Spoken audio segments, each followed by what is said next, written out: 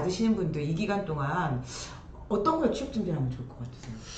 저는 사실 실업급여 받으시는 분들과 관련해서 제일 먼저 하셔야 될 거는 아마도 방향성을 먼저 잡으시는 게 좀 필요할 것 같아요. 방향성. 예. 그래야 뭘 훈련을 받든지 자격증을 준비하든지 아니면 뭐 어떤 뭐 단계별 계획을 세울 수 있는데 방향성을 잡지 않으시면 그냥 무작정 주변에 뜨는 거 아무거나 지원을 하시게 되는데 이렇게 되면 본인도 혼란스러우시고 예, 그 구직 과정 자체도 체계적이 되기 어렵거든요. 그래서 나는 뭐 예를 들면 아까 말씀하신 것처럼 요양보호사 쪽에 일을 하고 싶다 하시면 요양보호사와 관련해서 내가 지금 필요한 게 뭔지 내가 부족한 게 자격증이 있는지 없는지 있다라면 그러면 자격증 있는 사람들이 요양보호사 일을 바로 하기 위해서는 어떤 노력들이 필요한지 뭐 경우에 따라서 저 같은 경우는 자꾸 이런 걸 부탁드려서 죄송하긴 했었는데 집 주변에 가까운 곳에 있는 요양보호 관련 업체들을 직접 방문해서 이력서를 제출하라고 했었어요. 사실 그게 제일 빠르거든요. 그냥 기다리시는 것보다는. 예. 강화는 요양보호기관이 호세밖에 없고요. 김포로 다 가셔야 돼요. 요양보호 교육기관은 훈련기관들이 있고요. 그러니까 아까 말씀하신 대로 어쨌든 좀 그 실업급여할 때 취업 목표를 분명하게 정하자. 전 그것도 있는 것 같아요. 언제 취업할지 시기를 정해야 되는데 이거 있잖아요. 실업급여 끝나고 알아보시면 늦어요. 맞아요. 그러니까 미리 적어도 꼭 당부드리는 건 한 달 전부터는 좀 적극적인 노력을 하시고, 왜냐면 대부분이 다 실업급여 좀 끝나고 취업을 하고 싶어 하시거든요. 그러니까 단절 없이. 그러면 만약에 그런 생각 가지셨다면 적어도 최소한 한 달 전?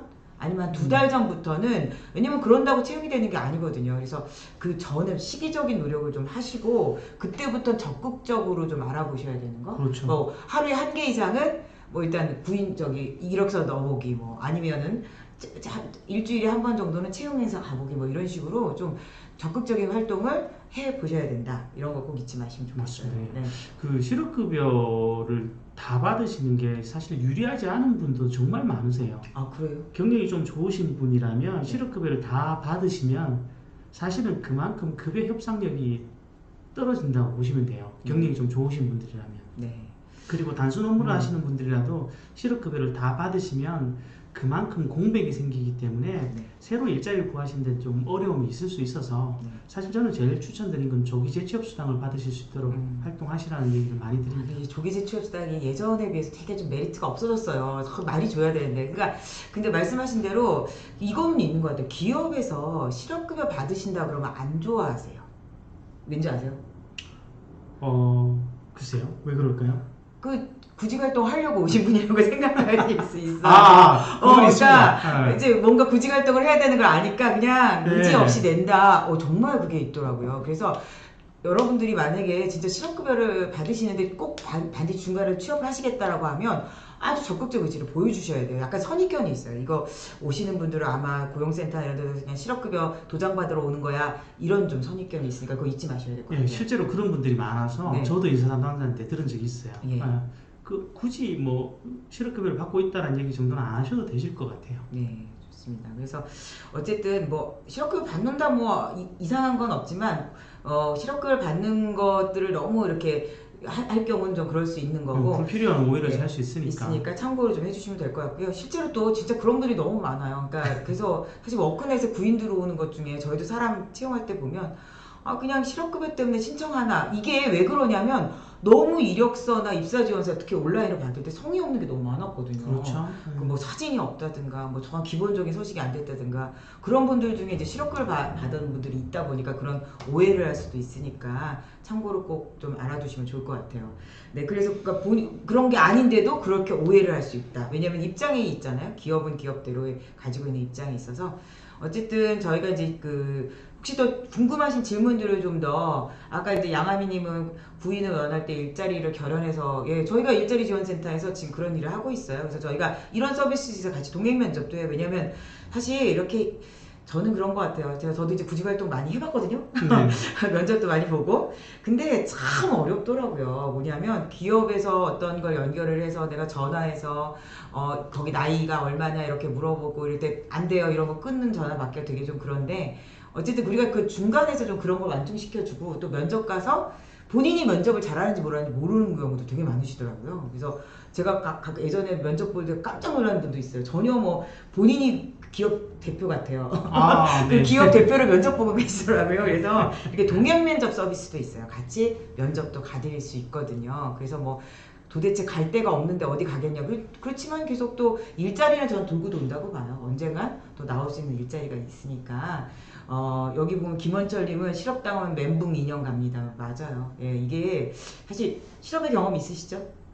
아, 제가 업계에서는 굉장히 직업을 많이 바꾼 사람으로 유명합니다. 네. 참 어려워요. 그죠? 실업이라는 건. 어떤 게 제일 그렇죠. 어려우실 것 같아요? 일단 방향성이 안 잡힐 때 되게 혼란스러워요. 예. 뭔가 이 혼란스러운 기간이 그냥 계속될 것 같고 도대체 어디로 가야 될지도 불안하고. 모르겠고 무엇이 옳은 선택인지도 잘 모르겠고요. 저는 왠지 낙오자가 되는 느낌인 것 같아요. 저도 한번 이런 적이 있었는데 계약 해지로 딱 어떤 느낌이냐면 내가 굉장히 이 거절당하는 뭔가 굴욕감 이런 게 좀 느껴질 때도 있었던 것 같아요. 그러니까 사실 실업이라는 건 어떤 우리 사회의 바운더리에 같이 있다가 이탈한 느낌, 탈락한 느낌 이런 것들이 좀 있어서 사실 그 심리적으로 굉장히 위축되는 건 맞는 것 같아요, 그죠? 그렇죠. 다만 아까 여기 멘붕 2년 간다라고 얘기를 하셨는데 통계적으로 보면 한 6개월 정도면 일반적으로는 바닥을 치시고 올라오시는 경우들이 많으세요.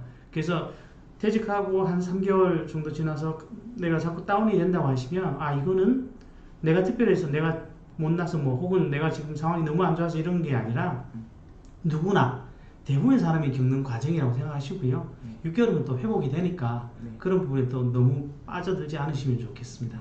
이 강화에는 장애인 보조 활동이 취업할 수 있는지 했는데 이게 이제 군청에서 그 일자리로 뽑아요. 공공 일자리로 뽑는데 이게 좀 시기가 있어서 지난번도 한번 구인이 났더라고. 근데 여기에 좀 유리한 것 중에 하나가 이런 관련 경험, 그러니까 선발을 하잖아요. 그럼 관련 경력이 있는지, 그 다음에 여기서 사회복지사 자격증이 있는지 뭐 이런 것도 보셨었어요. 그래서 어쨌든 이런 걸 할 때는 좀 관련 경력이나 경험이 있는 거. 그럼 경험은 어떻게 쌓느냐, 어떻게 하면 될까요?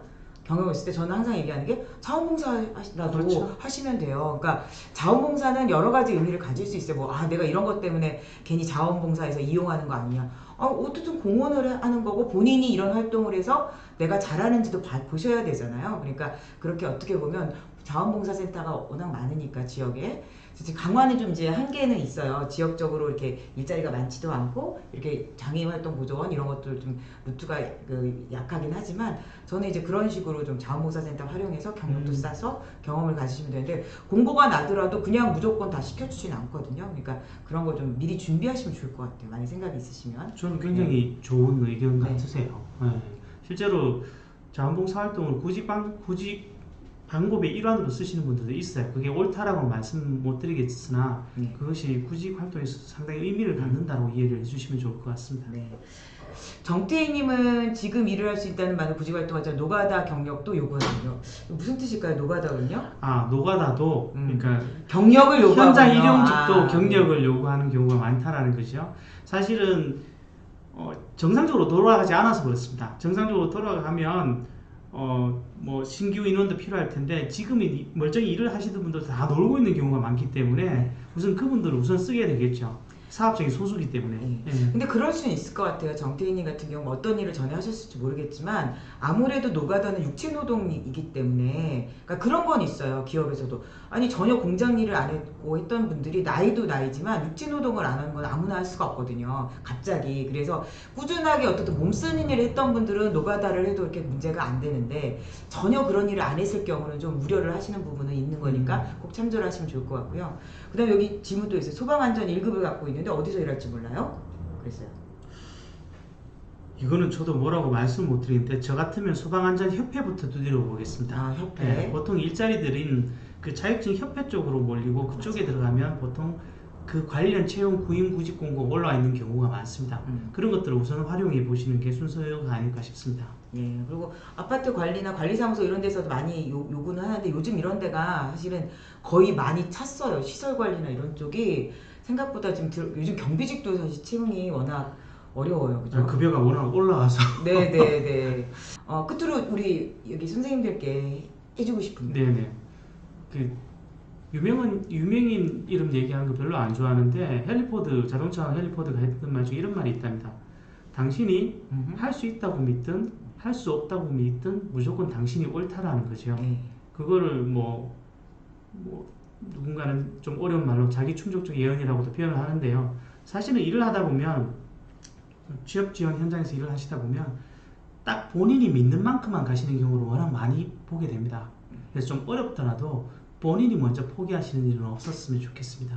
사실은 어려운 와중에도 누군가는 반드시 일을 하고요. 그런 계기들은 계속 움직이는 사람들을 먼저 만들어낸다는 건 정말로 사실입니다. 네. 그런 부분만 좀 활용해 주셨으면 좋겠습니다. 네, 좋습니다. 그러니까 행복이라는 건 기분 좋은 감정이 유지돼야 되는 거다. 그 긍정적인 마인드 얘기했잖아요. 저는 그런 일 했으면 좋겠어요. 좀 나를 즐겁고 행복하게 하는 게 뭘까? 예를 들면 소소한 거 일상에서 우리 정도영 코치님 뭐 하실 때 기분 좋으세요?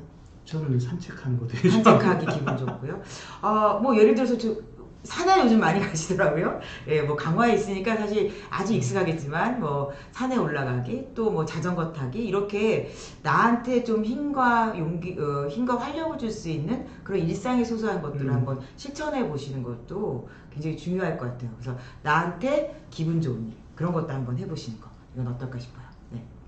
준비된 시간에 여기까지 마치도록 하고요. 우리 다음에 면접 특강 때 다시 뵙도록 할게요. 예, 오늘까지 수고해주신 정도영 코치님, 네, 안녕히 계세요. 네, 고맙습니다. 감사합니다. 네, 안녕히 계세요.